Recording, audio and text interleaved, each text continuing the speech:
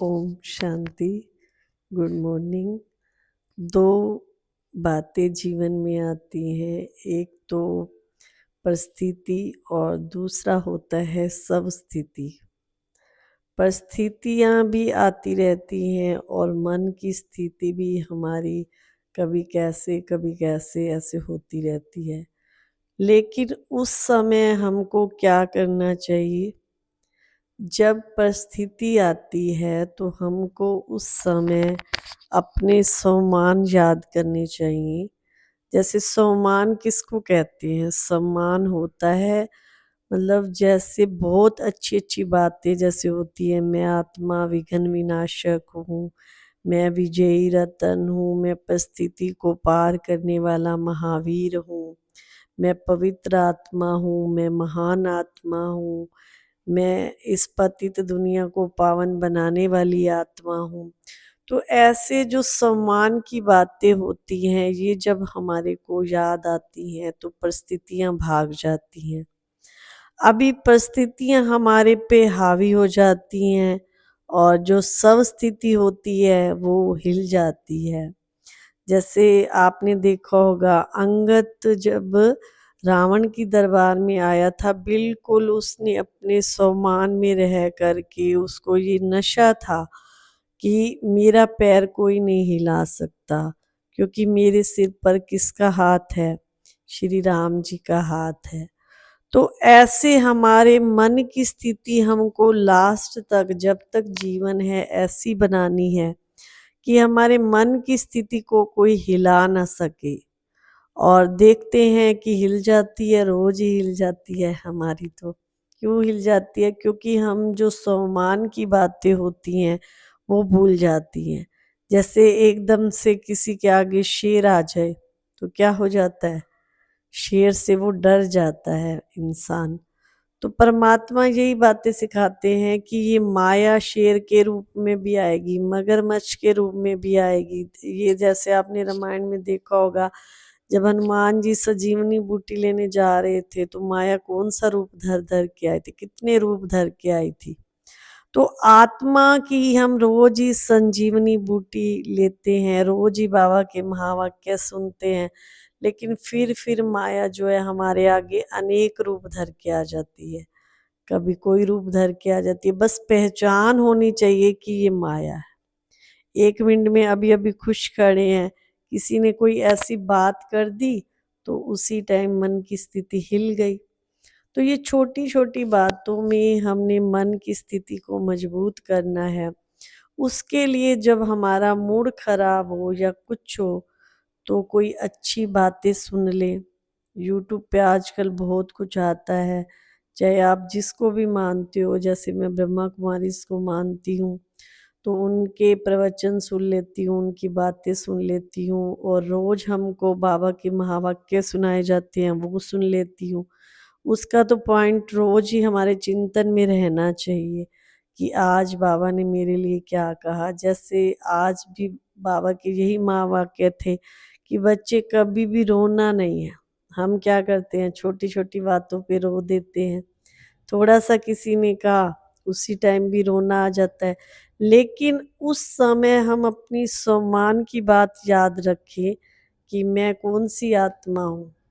मैं मास्टर सुखदाता हूँ, सबको सुख देने वाला हूँ, तो मैं दुखी क्यों हो रही हूँ? हम दुखी होते हैं उनकी बात सुन कर के या वो। तो ऐसे अपने को जब हम अच्छी बात सुना देते हैं तो मन अंदर से शांत हो जाता है। छोटे बच्चे को जैसे थपकी दे कर के चुप कराया जाता है, तो ऐसे मन को भी प्यार की अच्छी-अच्छी मीठी-मीठी बातें थपकी के रूप में सुना करके मन खुश और शांत हो जाता है। और कभी भी जैसे छोटी-छोटी बातों में हम अभिमान में आ जाते हैं, तो अभिमान भी बहुत बड़ी बात होती है। अभिमान किसको कहते हैं पहले तो हमें ये भी पता होना चाहिए। जैसे कई बार हम क्या कह देते हैं, मैं ऐसा क्यों करूँ, मैं तो बड़ा हूँ, वो छोटा है, वो मेरे से माफ़ी माँगे, उसने ये गलती की है। लेकिन कई बार परिस्थितियों को हैंडल करने के लिए बड़ा छोटा नहीं देखा जाता। माँ कभी देखती है कि ये मेरा बच्चा मेरे से छोटा है, मैं इसके साथ ऐसे क्यों बोलूँ। माँ फटाफट बच्चे को मनाने के लिए फटाफट ही बोल देती है, बेटा सॉरी, मैंने तुझे चाटा लगाया, मैंने तुझे उल्ट-पुल्ट बोला। तो क्यों? क्योंकि प्यार है ना, जहाँ प्यार होता है, वहाँ प्यार में सब कुछ किया जा सकता है। तो कभी भी हम अभिमान छोटी-छोटी बातों का ना रखें, अभिमान को छोड़ कर के अपने आत्मा के सम्मान में रहें, तो हर परिस्थिति पार हो जाएँगी। जैसे हनुमान की सारी परिस्थितियाँ राम नाम बोलने से, राम का नाम लेने से पार हो गई थी। तो ऐसे जब हम सम्मान की माला जपते हैं, अपने आप को अच्छी-अच्छी बातों का सिमरन करवाते हैं, तो मन अपने आप ही शांत हो जाता है। लेकिन वो कई बार हम देह के भान में ज़्यादा रहते हैं, शरीर के भान में ज़्यादा रहते हैं, तो सम्मान की बातें भी हमको नहीं सुनाई देते हैं। जैसे एक बार एक हाथी था, तो वो जा रहा था, उसके ऊपर चींटी बैठ गई, तो चींटी का असर थोड़ी ना अब हाथी पर होएगा। तो कहते हैं ना भई, हाथी को कितने भी ढोल नगाड़े बजाओ, कई बार उसको कुछ नहीं सुनता, और छोटी सी चींटी जब उसके कान में चली जाती है, तो वो वहीं पर क्या हो जाता है। तो ऐसे अगर हम अपने ये शरीर रूपी अभिमान रूपी हाथी पे बैठे रहेंगे 24 घंटे, तो चींटी परमात्मा की जो छोटी-छोटी बातें हैं वो हमको समझ में नहीं आएँगी। जब इस शरीर के भान से परे हो जाएँगे, तो हमारे को उस परमात्मा की बातें अच्छे से सुनेंगी। जैसे वो हाथी जा रहा था, आपको स्टोरी सुना रही थी, तो वो हाथी जैसे जा रहा था, उसके ऊपर चींटी बैठ गई। थोड़ी देर चींटी ने उसको काटा, उसको कोई असर नहीं हुआ।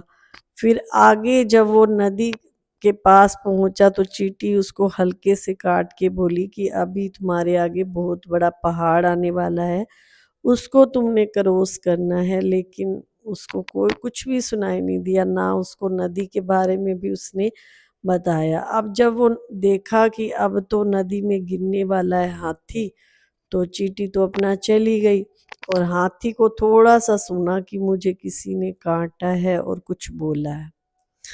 तो अब वो चींटी तो जा चुकी थी, और हाथी को नदी में जाके गिरना ही पड़ा।